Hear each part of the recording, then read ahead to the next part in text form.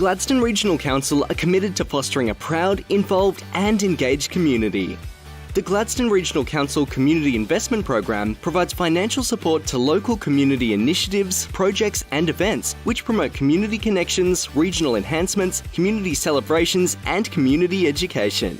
For more information on the Community Investment Program, visit gladstone.qld.gov.au. Gladstone Regional Council. Connect, innovate, diversify.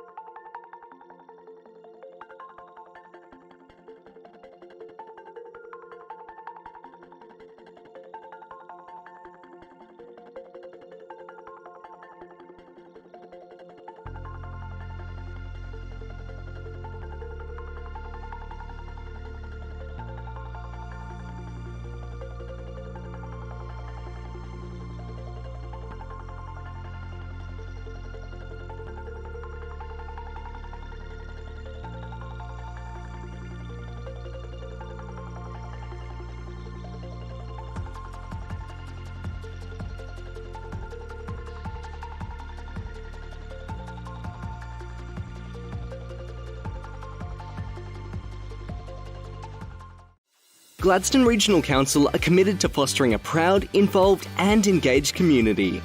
The Gladstone Regional Council Community Investment Program provides financial support to local community initiatives, projects and events which promote community connections, regional enhancements, community celebrations and community education. For more information on the Community Investment Program, visit gladstone.qld.gov.au. Gladstone Regional Council. Connect, innovate, diversify.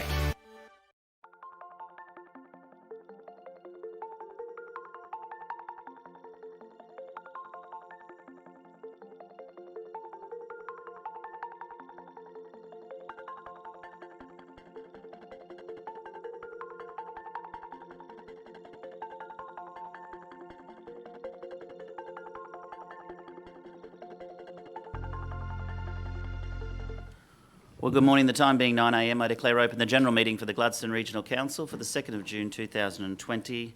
Call for apologies. All in attendance, so no apologies. We'll move to the next item on the agenda, which is the messages of condolence. Councillors, any messages of condolence? No, there being no messages of condolence, I'll move to the next item on the agenda, which is the prior notifications of MPIs and conflicts of interest. Tanya, do we have any MPIs or conflict of interest declared? Thank you. Over to you, Councillor Muscat. Good morning, Mayor. I was going to declare a material conflict of interest on the item for the tenant pool. I'm going to. So I am declaring because I've just entered into a contract to purchase a home a couple of blocks away from one of the sites. So being the fact that we are selecting the site right at, in this agenda item, so I would like to declare a material conflict of interest. Thank you, Councillor Muscat. Being an MPI, there's no need for councillors to vote on that. That's your decision, your call to make that decision, and obviously leaving the chambers with an MPI. Thank you. Thank you. Councillors, any other MPIs or conflicts of interest? Theoretically, we're number 3. Oh wow, is that for the... Thank you. Whoever's online, councillors, council staff online, please mute. Thank you. We'll move to the next item on the agenda, which is G2.1, for the confirmation of the minutes. We're referring to the confirmation of the general meeting minutes for the 19th of May 2020. Do I have a mover that they be true and correct, please? Move Councillor Trevor, seconded Councillor Churchill. Any business arising? No business arising. I'll put the motion. All in favour? It's carried. Councillor Churchill, do you have something to... No, I just thought your mayoral statement of current issues would have been a priority. It was. Mayor Matt. Thank you. It is a very big priority. Thank you, Councillor Churchill. I've left that out. So I'll move to the previous item on the agenda, which is the Mayor's statement on current issues. I was wondering why you're looking at me odd. Just a couple of things I'd like to mention today. And firstly, I want to start by mentioning the very sad news we heard coming out of the Gladstone Observer this week, or in the last 7 days, regarding the fact that our local newspaper, along with many other local newspapers in Queensland, will be going digital. Obviously, no more picking up the Gladstone Observer from your local newspaper or from your front lawn if you have it delivered by the end of June. So as of the 1st of July, not only the Gladstone Observer, but the Central Queensland News and Emerald, the Morning Bulletin will also go, in Rockhampton will also go digital only. And sadly for our friends in Billawheeler, I understand that the Central Telegraph and friends in Yeppoon, the Cap Coast Mirror will be closed altogether. And I can be corrected if I'm wrong on that, but that's very sad news for journalism. It's very sad news for freedom of speech and information to the public. Jobs as well, and very sad for the job losses. Actually, right, Councillor Trevor, that's correct, because it's not just going to be the journalists. It'll be the sales team. It'll be the graphic art team. It'll be the compositors. And I remember working at the Observer many years ago when we still used to use paste ups and run everything through the machines, and bromides were made, and there was still a dark room where you developed your own film. And obviously, we've come a long way since then. But it's very sad to see our local newspaper, after more than 100 years in circulation, to be printing their final copy by the end of June. So hopefully not so many job losses at the Observer, but it is a very sad day. Coming up in June, this week, we have EcoFest, which is going virtual this year. So shout out to Kylie Lee and her team for making that happen. That's going to be amazing to keep that going. Obviously, under these COVID-19 conditions, it was unable to have the EcoFest this year, but going live stream and going live and virtual is something that we're really looking forward to. That starts on Thursday, the 4th of June, and goes through to the 10th of June. The 5th of June is World Environment Day. The 7th of June is our virtual EcoFest live stream. And on the 8th of June is, of course, World Oceans Day. And the theme this year is biodiversity. So I encourage everybody in the Gladstone region to log online and have a look at our virtual EcoFest event this year. And I'll wrap up just by mentioning that in the last week or so, the Prime Minister has made the decision to cancel or to kill off COAG, which might be disappointing for some, but might be exciting for others. And whether COAG was successful or not, the one thing COAG had that the National Cabinet doesn't is a seat at the table for local government.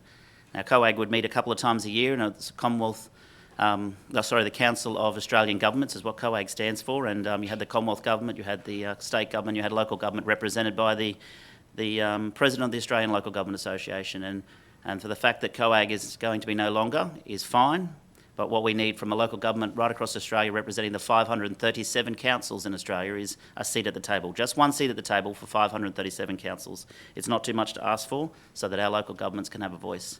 And I think that's something we'd like to put our pressure on our federal members and our state members to make sure that the local government is represented at National Cabinet going forward. Thank you. We'll move to the next item on the agenda, but before I do, Councillor Churchill. Yeah, Mayor Matt, thanks for the invite. Even more reason for constitutional recognition for local government that I've been on about for many years, and we will continue to be on about that. Constitutional recognition for local government has been a priority for local government across the nation and for this council and many other councils. And again, I'll emphasise the benefit of constitutional recognition is that this government is the government that is the closest to the people, that works for the people and with the people. Thank you. Thank you, Councillor Churchill. I'll move to the next item on the agenda, which is the officers' reports. And the first officers' report is G3.1, the Boyne Tenham Aquatic and Recreation Centre Options Analysis. And I'll head to Carly Quinn, the General Manager of Strategy and Transformation, who's online. Thank you. And Councillor Muscat is declaring an MPI and leaving the room. Thank you. Over to you, Carly. Good morning, Council. Morning, community. So as the room is aware, Council recently engaged a consultant to undertake the options analysis of our identified locations for the Boyne Tenham Aquatic Recreation Centre. That report is now in, and officers present today a report with the findings and recommend that we adopt the recommendations in the report and accept or select lot 900 Coronation Drive as a preferred site for the development. We also recommend that we proceed with concept designs on a staged master plan, and of course then inform the community of the status of the project and also what's involved in the next project phase. We also have our project manager in the room, Tegan, who's been doing a lot of work on this, and over to you for questions. Thank you, councillors. Questions to Carly or Tegan, please. Councillor Churchill. Yeah, thanks very much for that, Mayor Matt.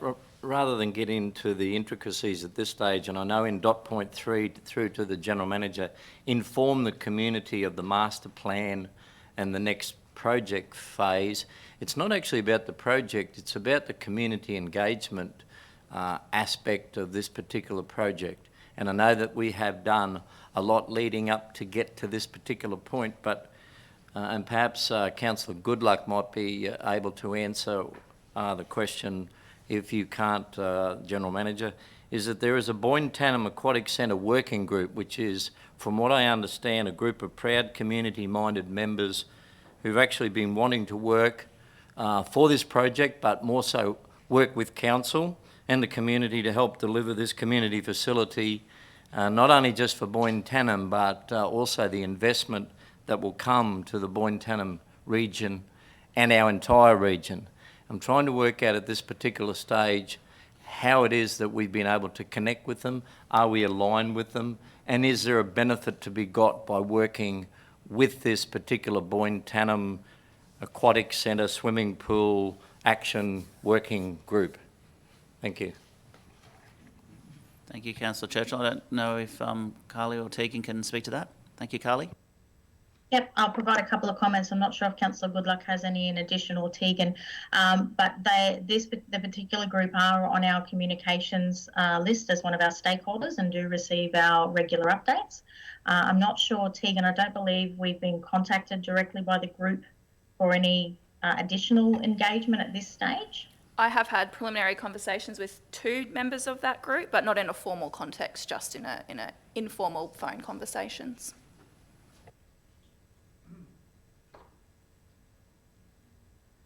Okay, councillors, any? Councillor Goodluck, I'm not sure if you have anything to add. No, thank you. I think the Boyne Tannum pool advocacy group will be quite engaged and involved, whether we like it or not, Councillor Churchill. So I'm sure we're talking to them and we'll continue to talk to them and the community. I think it was a great report. Thanks, Tegan and team. It was quite thorough, and it's pleasing to see, you know, the information that was in the report, and it's quite obvious to me that it sort of outlines there is only one site that's suitable potentially for this type of development moving forward. So I'm happy with that recommendation. I'd just like to note, Mr. Mayor, given the conflict that was declared at the start of the meeting, obviously I live in Boyne Island, but under the Local Government Act, where it states that a councillor's interest does not have a conflict of interest if the councillor's interest is no greater than that of an ordinary person that lives in the local government area. I have never declared a conflict in this particular matter because of that reason, and I don't believe that I have a conflict because of that reason.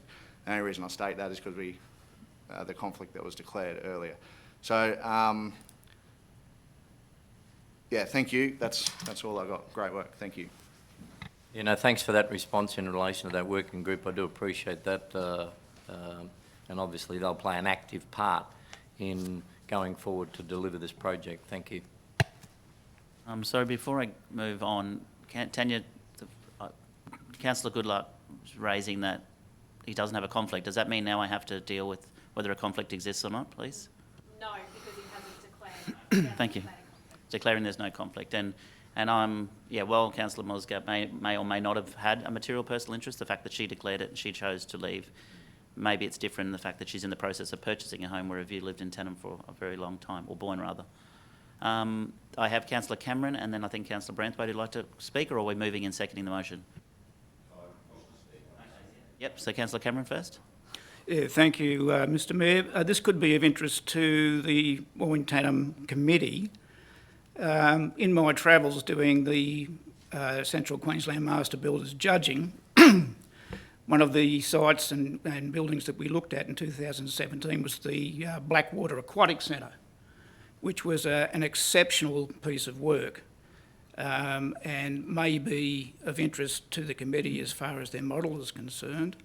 And it falls into the budget that the report was looking at. This consisted of a 50-metre Olympic pool, a 25-metre heated pool, a covered kids splash pad area with water features, change rooms administration. It also had a 30 kilowatt solar farm attached and 3 by 27 kilolitre stormwater catchment areas, followed with a biofilter system to reintroduce that water into the non-reticulated potable water system.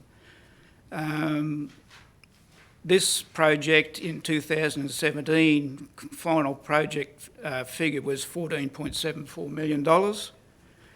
I did a little bit of an estimate. If you were to apply that to CPI of say 2% over 3 years compounded, that today would be a figure of $15,642,000. This also, the perimeter construction of this building was 528 square metres of rammed earth material, which gave a eco temperature control to the building. You can see the Blackwater Aquatic Centre if you go to Mr Google and Google that in and look at Hutchinson's Builders site there, who were the contractors on the job. It may be of significant interest to the committee. Thank you. Thank you, Councillor Cameron. Councillor Branthwaite, then Councillor Trevor. Thank you, Mr Mayor. From a long-term point of view, and something that's been going on for a long, long time, ever since the inception of the BTA BC, it's been a dream of ours to have an aquatic centre at Boyne Tanner, and to see this proceed forward in a real and quite a positive manner is really encouraging for not only our community but the whole region. Obviously the community is going through a lot of hurt at the moment with COVID, which will certainly probably put a stumbling block in place of its progress, but at least by doing this preferred location, we can all as a community see the project move forward, and I congratulate the council for this amazing report. It's very, very good, and thank you very much. Thank you. Councillor Trevor. Thanks, Mayor. Looking at the officer's recommendations, obviously lot 900 Coronation Drive seems to be the preferred site. I did note in the report that there still needs to be undertaken several specialist reports to fully understand the site conditions. So I'm assuming, hopefully, that there will be no significant additional costs that are not included in this report as part of those specialist reports, but we'll just have to wait and see. That's flagged as a concern for me.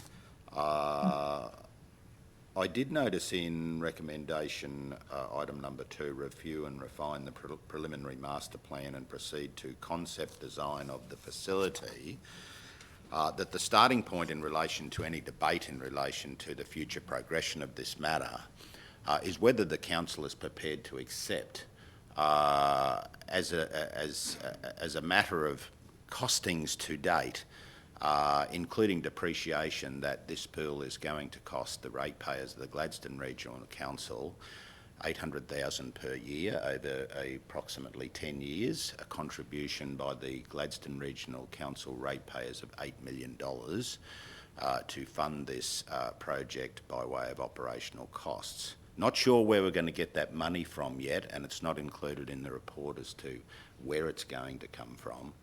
I accept that we may be able to get some state and federal funding in relation to the capital cost. I'm worried about the operational cost. Where is that money coming from? How are we going to find it?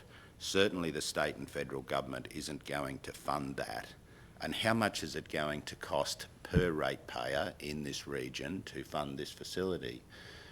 That's not included in the report. I'd be anxious to know that. I understand that figures have been bandied around in the past that an additional charge of perhaps $20 per ratepayer may be the appropriate sum, but I'd be interested in some refinement in relation to that.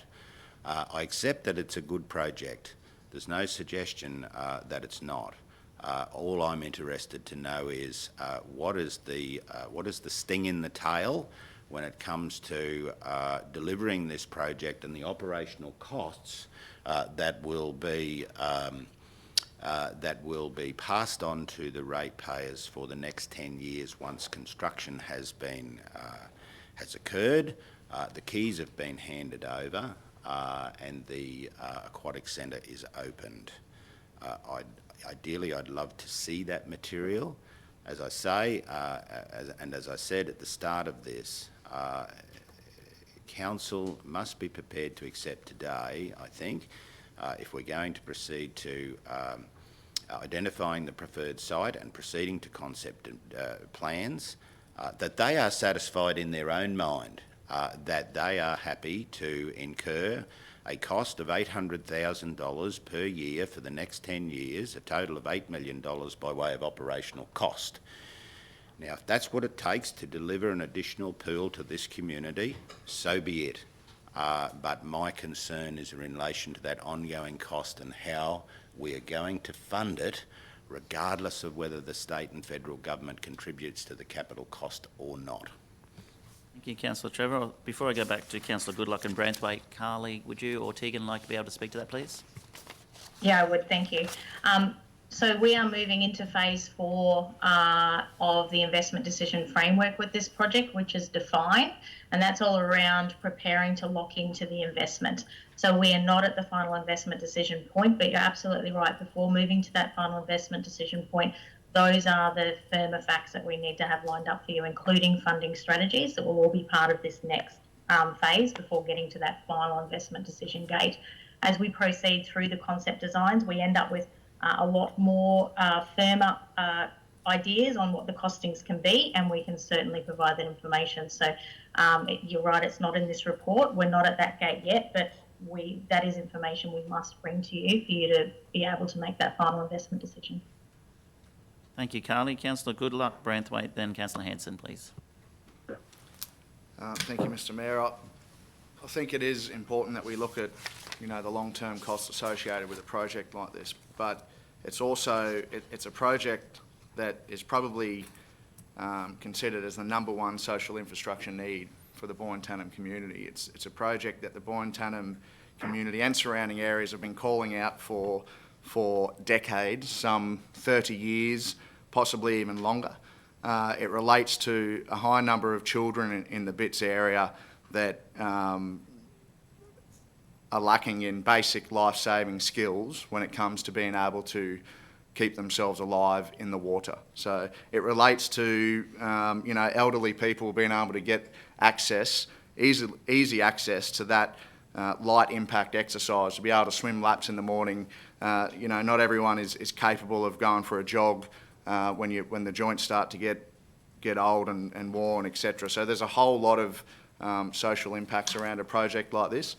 I completely understand that it will come at a cost, and that's why we need to have those discussions with our community about what type of facility we need and what type of facility we want, and then what as a community we're willing to pay for. So it will come at a cost, but I certainly like to think that we can, as a council, undertake to provide these basic services for our community.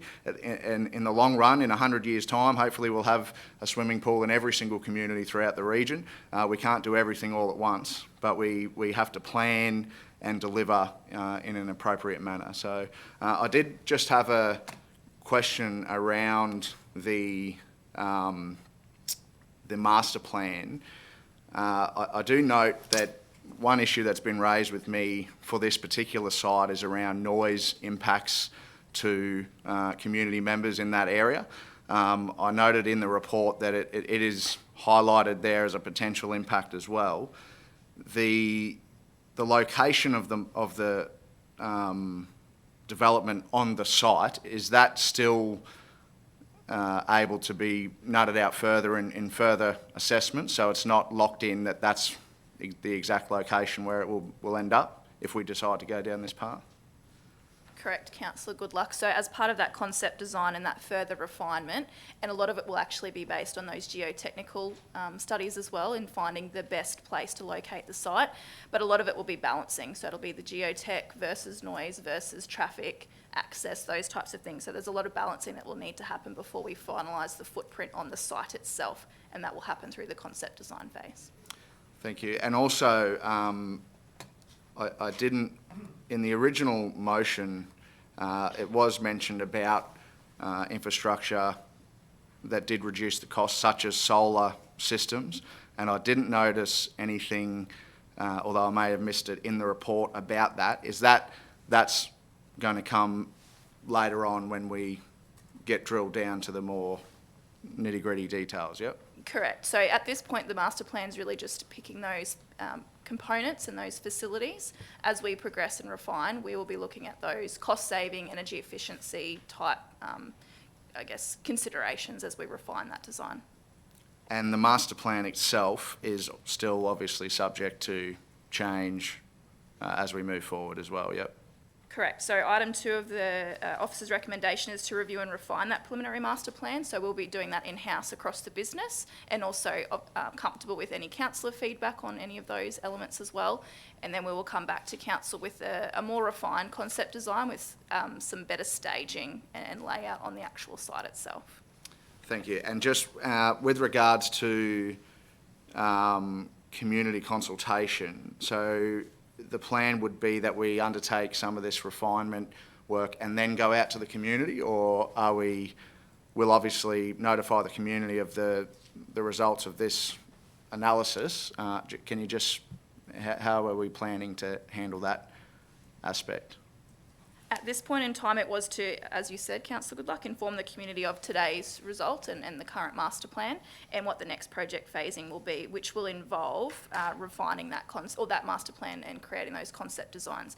At this point, there was not going to be any formal further community engagement. Obviously, the community have many avenues in which to contact us and discuss the project, but the understanding was that the refinement from now on would be based on those council considerations, but obviously happy for council to discuss that further. Thank you, Councillor Branthwaite. Then Councillor Hanson. Yeah, thank you, Mr Mayor. Actually, Councillor Goodluck asked many of the questions that I was going to be asking, and but I think it needs to be kept in perspective that the preliminary plans might be constitute living within our means as far as the budget. They understand the impacts to the ratepayers across the whole region. And as to where the funding's going to come from, the costs associated with that, that Councillor Trevor brought up, but it might not be the full dream picture that we see initially too. So it's about living within our means, and that was what I was leading into before when I was speaking about the times that we're living at the moment. You know, it's about tightening our belts, but also living within our means. And I'd say the technology that's available now will certainly add a lot of efficiencies to the way we see pools being run these days. Yeah, look, I just think that I'm really looking forward to the next stage of this project and seeing our heads lift within a Boyne community. We see it progress forward from a school swimming pool. It's just amazing what that pool has been able to handle over all these years, and now we see something that could progress that bit further. It's very exciting for the community. Thank you, Councillor Hanson. Then Councillor O'Grady. Mr Mayor, very happy with the report. The officer's report is very, very thorough.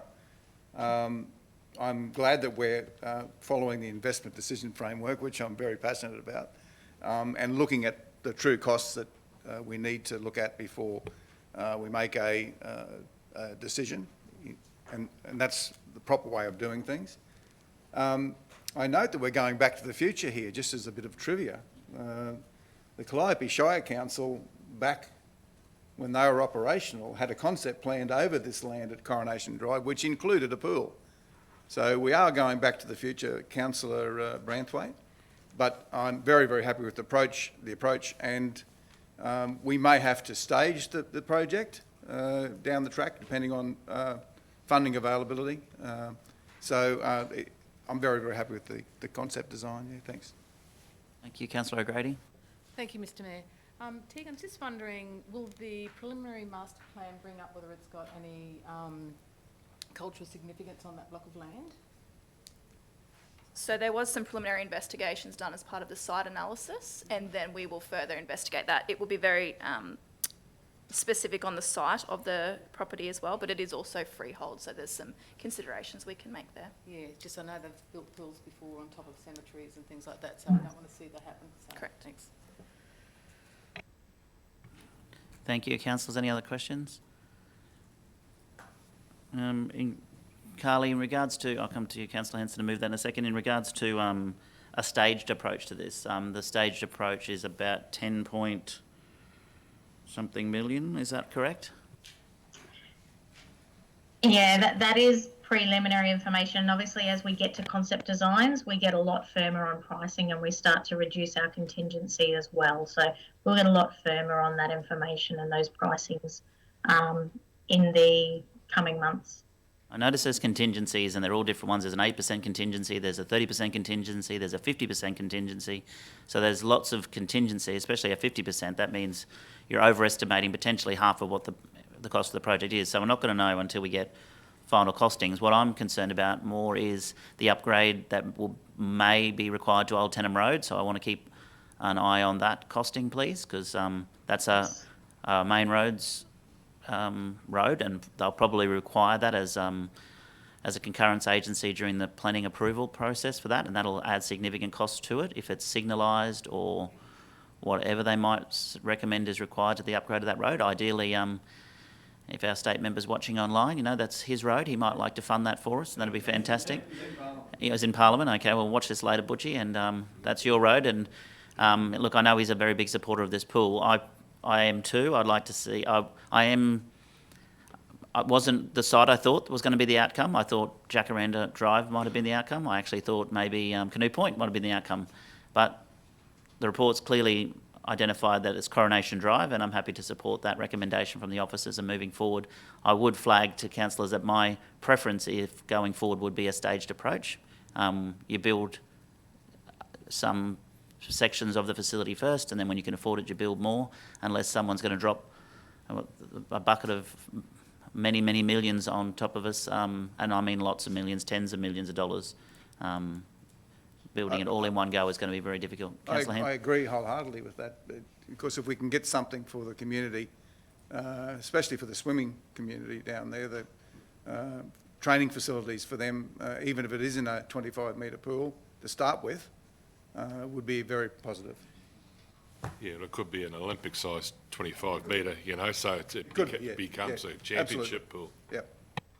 Absolutely, and that's something you want to take into consideration too when you're building what other facilities we have in the region. And if we don't have that sort of facility, then that might be a better option. But I look forward to seeing the detailed design and the master plans and all the rest of it. But thank you to you, Carly, and to Tegan for making this happen and bringing it to council for the next stage.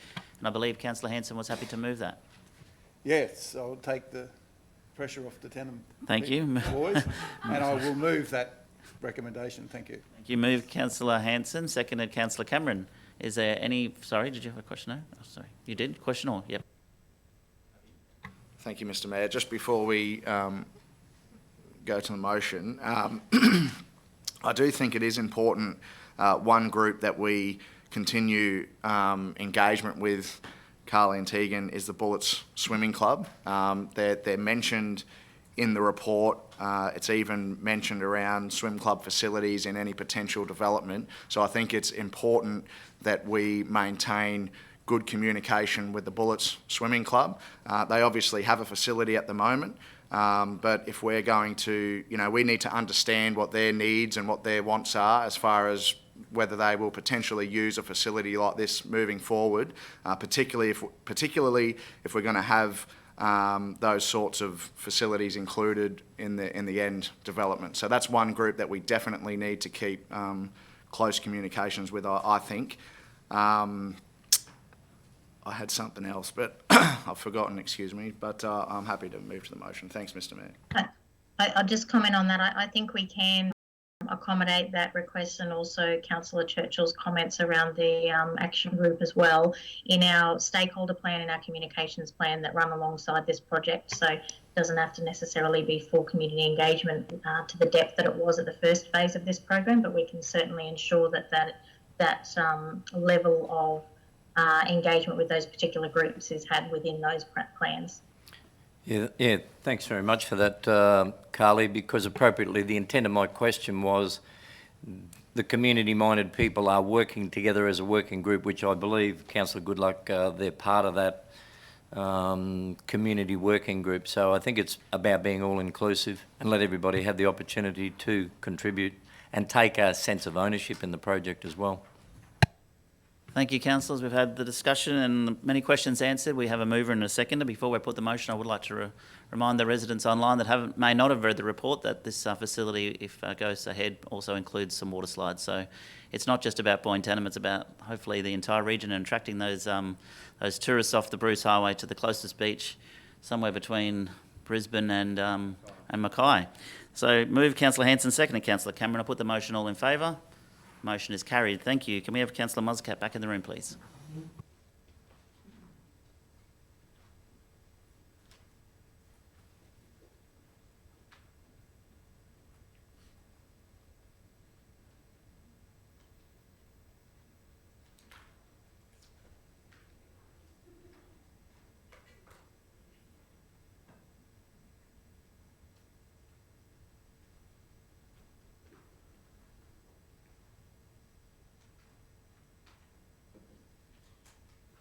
Thank you, councillors. The next item on the agenda is G3.2, which is the naming of the bridge crossing at Yalila/Yalila, depending on who you're talking to, Creek on Hills Road. I've always called it Yalila, but I'm being advised it's Yalila. So I'll hand over to the General Manager of Strategic Asset Performance, Anna, for the report, please.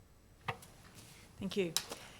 So we're just requesting council to consider a request to formally name the bridge that crosses over Yalila Creek. This bridge has had a number of different recommendations from the community. Sorry? It crosses over Oyster Creek. From the community to name the bridge a variety of different names. So following some community consultation that we carried out earlier this year, we received quite an overwhelming response from the community with around 440 responses, with the majority of the community requesting it to be named Yalila Bridge. As part of that consultation, we also identified that the Yalila is also, the Indigenous name for that is Ulila, and that means butterfly. So there was also a request to incorporate that name within the bridge naming as well. So the officer's recommendation is to name the bridge Yalila, in brackets, Ulila Bridge. Thank you, Anna. I think that's a fantastic report, and obviously there's a lot of community interest in this. Councillor Goodluck, and then I think Councillor Churchill has a question as well. Thank you, Mr Mayor. I'd just like to say I think this is a great example of where council has listened to the community, because we were faced with a report some months ago where we were potentially going to name the bridge something different. And we decided to go out and ask the community, and an overwhelming 83% of the community that participated has come back to tell us that they know this bridge as another name, and which is the name that has been traditionally known as. So I just think this is a great example where we've gone out to the community, we've asked the people, and we've listened. I'm happy to move the motion unless someone else is, but thank you for the work that your team's done on this particular matter, Anna. Thank you, Councillor Goodluck. Are you happy to second that, Councillor Churchill? I'm happy to second the motion, considering I was involved in the previous motion about trying to determine how we could use all these names that keep coming at us in relation to asset registers, but quite prepared to accept today's recommendation. Thank you. Move Councillor Goodluck, second, Councillor Churchill. Is there any further questions, or Councillor O'Grady? Yeah, thank you. I'd just like to make a comment about having the traditional owner name actually on the sign, so I think that'll be great for that area as well, acknowledging the traditional owners. Thank you. Any further comments or questions, councillors? No? I'll put the motion. All in favour? That is carried. Thank you. We'll move to the next item on the agenda, which is G3.3, which is Standards Australia's sole supplier, and I'll hand to the General Manager of Operations, John Tumbers, who will socially distancing for those online. We just have to bring John into the room. Thank you, John.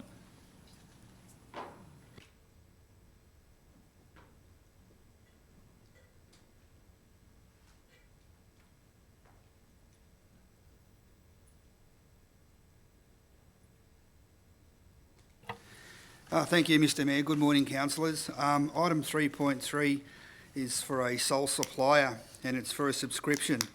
to Standards Australia.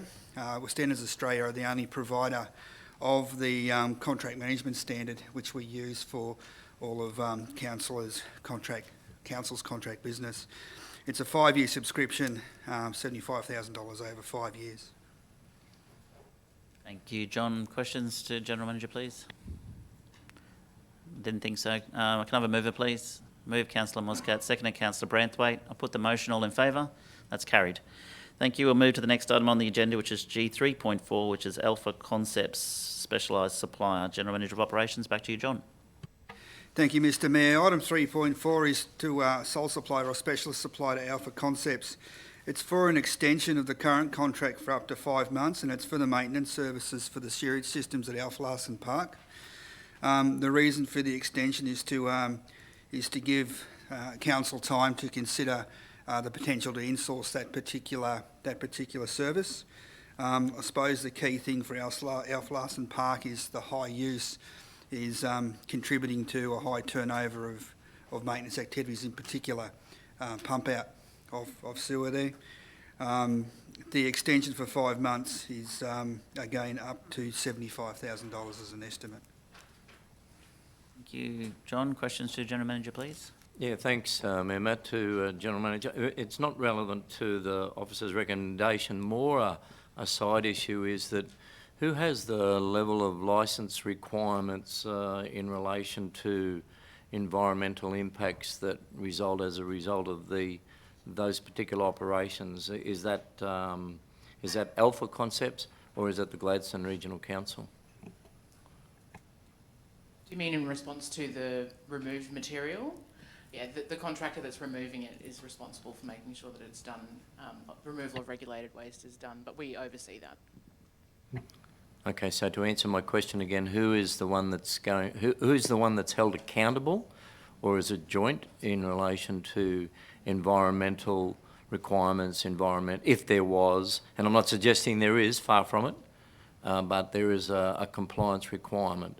And might be able to again, answer I'd that like one. to just get that emphasised, please, if someone could just enlighten me. Thank you. Yes, so Gladstone Regional Council has an environmental authority from the Department of Environment and Science that allows us to operate that facility. So we hold that responsibility and we require the contractor to meet the obligations under that licence as well. Lovely, thank you. Thank you. Any further questions? No? Councillor Hanson, you happy to move? Move Councillor Hanson, second, and Councillor O'Grady. No further questions. I put the motion. All in favour? That is carried. We have no deputations. Are there any? And there's no written councillor reports. Is there any verbal councillor reports? No, thank you. Okay, Mr. well, Mayor. sorry, Councillor O'Grady. So yes, I'd just like to thank Gus and the team down at GAPDL for the wonderful, announcement after Sunday, after the Premier actually announced that we could travel within Queensland, and I think they've really hit the ground running and promoting our region, which I've never seen done like that before. But because we've come out of such a the environment that we've come out of, I think they're just doing a fantastic job. So I'd just like to congratulate them. Thank you, Councillor O'Grady. It would be remiss of me not to congratulate you on the job you've been doing promoting our region during this time. I've been following your Facebook and sharing your posts. You've been doing a fantastic job reminding people to holiday in their homes. So now that, as you say, you can travel anywhere in Queensland, obviously except for those biodiversity areas, so Cape York and others, anywhere else in Queensland. So you might as well come to the Gladstone region and have a visit if you're listening online and you're not from our local area. Next item on the agenda then is urgent business. Any urgent business? No notices of motions. We just have a number of confidential items. Before I move into confidential, question for Tanya. Can you, if I understand the first three are tenders and that makes sense, the final two are extension of current tenders. Can you explain to me again why they're in confidential, please? Sorry, yeah. If we could just get whoever needs to answer that question for me into the room, please. Thank you.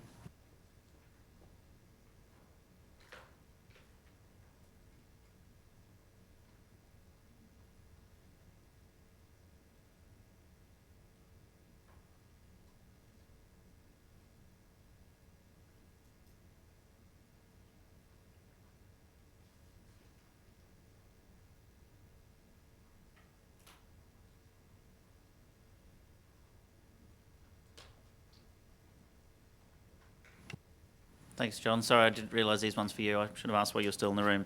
Just the 8.3 and 8.4, they're requesting an extension.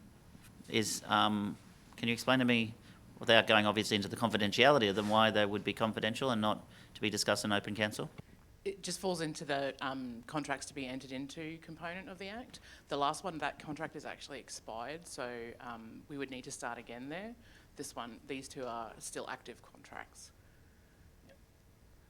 It could be argued that the other one could have been in this category as well, as far as contracts to be entered into. So is there going to be prejudice to the contractor for us to go into confidential? I'm just reluctant to take things into confidential unless I can be 100% convinced that they need to be. Are you telling me this is... I've read the reports, I can't see what's confidential about them. Happy to move it to general if that's your... If no, I take the officer's advice. Maybe do you, Madam CEO? My advice would be councillors can choose to move an item from confidential into open if they desire to. The thinking would have been it was originally determined under those provisions of entering into a tender, so that's probably why it was rolled into this confidential one. But that would be councillors' discretion if they would like to move an item from confidential into open session. Councillors' views, please. Is everybody else happy for this to remain confidential? Councillor Goodluck? I'm happy for 8.3 to remain confidential. I've got some questions that probably need to be asked in confidential nature. Okay. My comment, Mayor Matt, at this stage is perhaps rather identifying, because when we do get to the confidential item, and if we raise a pertinent question, if we brought it out of confidential into public, and then we start to ask some questions in that particular debate, I would be concerned that we may then have to go back into confidential.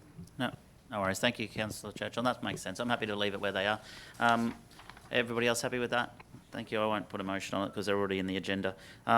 So we'll move into confidential now, but we might do, councillors, is quickly break for morning tea and then come back and deal with the confidential items, and then we'll reopen the live stream and vote on those. Matt, if I could just ask you a question then, perhaps. What you do raise is you raise something that's extremely pertinent. Prior to a council meeting, we have to declare personal interest, conflicts of interest. We have to raise councillors' reports, matters that might be of an urgent nature.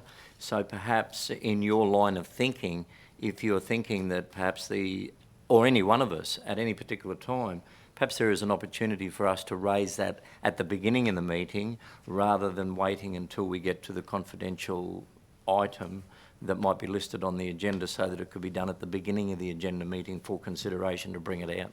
Your thoughts?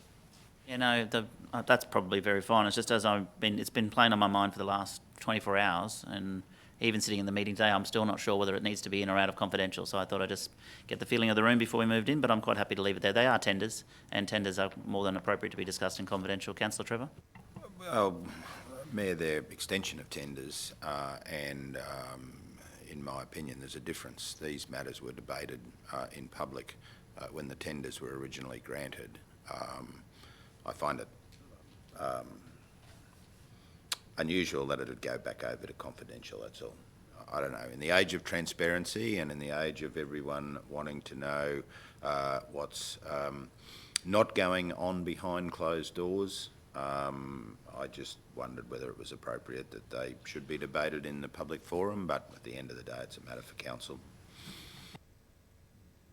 No worries. Well, it seems to me we're not going to put it to a vote unless anyone wants to move any other way, so I'll let it go. But we might move into confidential now, and then we'll cut the live stream and we'll come back in for the vote. So move into confidential, please. Thank you, Councillor Muscat. Second, Councillor Churchill. Put the motion. All in favour? Carried. And we'll move into confidential. We'll be back shortly. Thank you.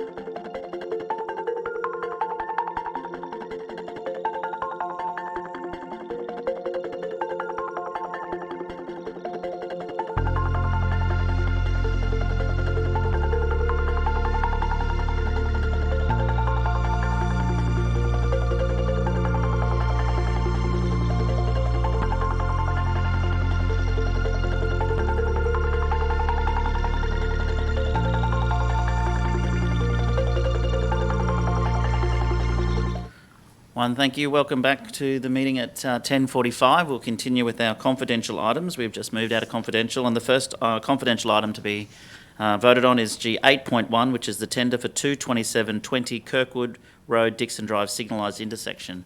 We have an officer's recommendation. Do I have a mover for that recommendation, please? Thank you. Move Councillor Churchill, seconded Councillor O'Grady. I'll put the motion. All in favour? The motion is carried. In referred to item 8.2, which is a tender for the sewage pump station AO6 refurbishment, at the officer's request, the item is to be deferred until the first meeting of July to provide more information to councillors. Can I have a mover for that recommendation, please? Thank you, Councillor Trevor. Seconded Councillor Cameron. All in favour? That motion is carried. The next item on the agenda is G8.3, which is the mowing and slashing extension. I'll have the officer's recommendation up there, please.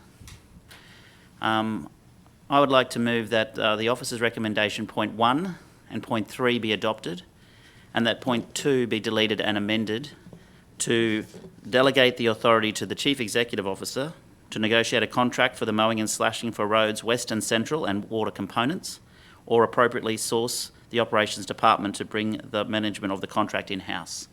I'd like to move that from the Chair, please. Thank you. Seconded Councillor Trevor. I'll put that motion now. Item 1, 3 and 2 amended. All in favour? Motion is carried.